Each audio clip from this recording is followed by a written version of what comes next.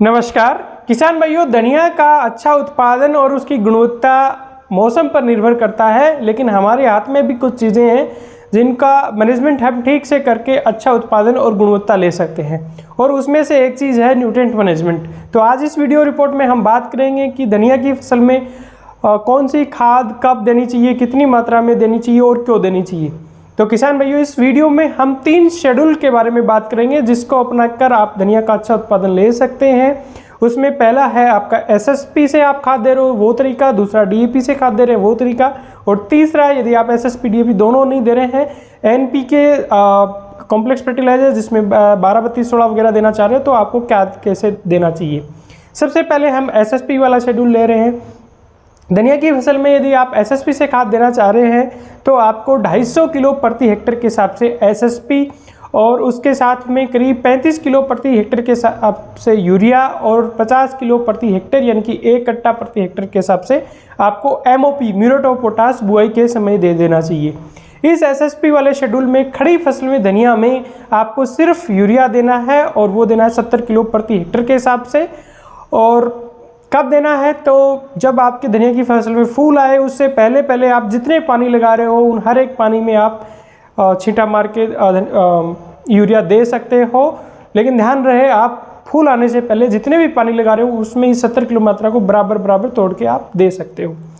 इसके अलावा दूसरा आपका शेड्यूल हो सकता है डीएपी से खाद देने का। यदि आप डीएपी से खाद देने की प्लानिंग कर रहे हैं तो बुआई के समय आपको 100 किलो यानी कि 2 कट्टे डीएपी के, और इसमें यूरिया आपको नहीं देना है, पोटास का वही 1 कट्टा प्रति हेक्टेयर के हिसाब से देना है। डीएपी और पोटास आपका बुआई के समय जाएगा।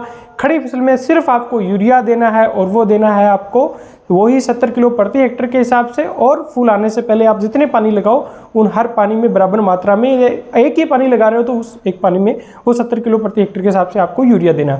और तीसरा शेड्यूल आता है एनपीके 12-32-16। यदि आप एनपी का 12-32-16 से खाद देना चाह रहे हो तो आपको 125 से 150 किलो प्रति हेक्टेयर के हिसाब से एनपीके 12-32-16 देना है।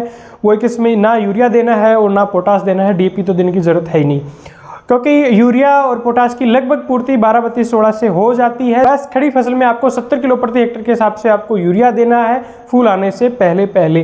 किसान भाइयों, इन तीनों ही शेड्यूलों के अंदर यदि आप एक बहुत इंपॉर्टेंट एलिमेंट वो देंगे तो अच्छा रहेगा, वो है आपका सल्फर। सल्फर भी प्लांट को काफ़ी मात्रा में चाहिए, और स्पेशली जब धनिया की बात करते हैं तो इसमें सिर्फ उत्पादन मायने नहीं रखता, इसमें क्वालिटी भी मायने रखती है। तो सल्फर का बड़ा रोल है इसकी क्वालिटी में, इसकी तेल की मात्रा में।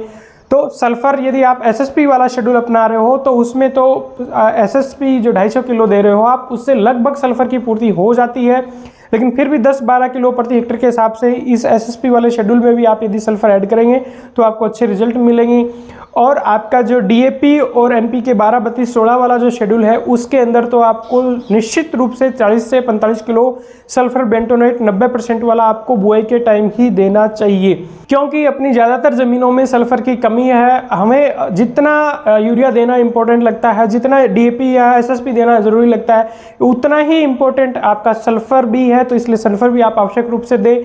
इसके अलावा यदि आपकी ज़मीनें कमज़ोर हैं, उसमें जिंक की कमी है, तो आप उसमें जिंक सल्फेट 15 किलो प्रति हेक्टेयर के हिसाब से जो 33% वाला आता है वो भी आप देंगे तो आपको वास्तव में अच्छे रिजल्ट मिलेंगे। और एट लास्ट बहुत इंपॉर्टेंट बात, एक तो हमेशा आपको पोटास के लिए लोग कहते मिलेंगे कि पोटास की ज़रूरत नहीं है, ज़मीनों में बहुत है, लेकिन ज़मीनों की इतनी कैपेसिटी नहीं है कि प्लांट को वो कंटिन्यू पोटास अवेलेबल करवा पाएँ, क्योंकि ऑर्गेनिक मैटर नहीं है सॉइल के अंदर।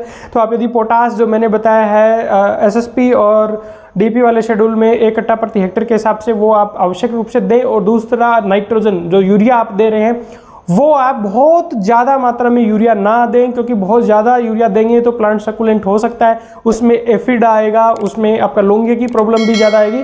कहने का ये मतलब है कि ज़्यादा यदि प्लांट रसदार होता है तो उसके अंदर प्रॉब्लम डिजीज और इंसेक्ट की ज़्यादा आने की संभावना रहती है। इसलिए बताई हुई मात्रा ही यूरिया की इस्तेमाल करें, और फूल के बाद में तो यूरिया देने का कोई वैसे सेंस भी नहीं बनता है। उम्मीद करता हूँ आपको जानकारी ठीक लगी होगी। नमस्कार, जय हिंद।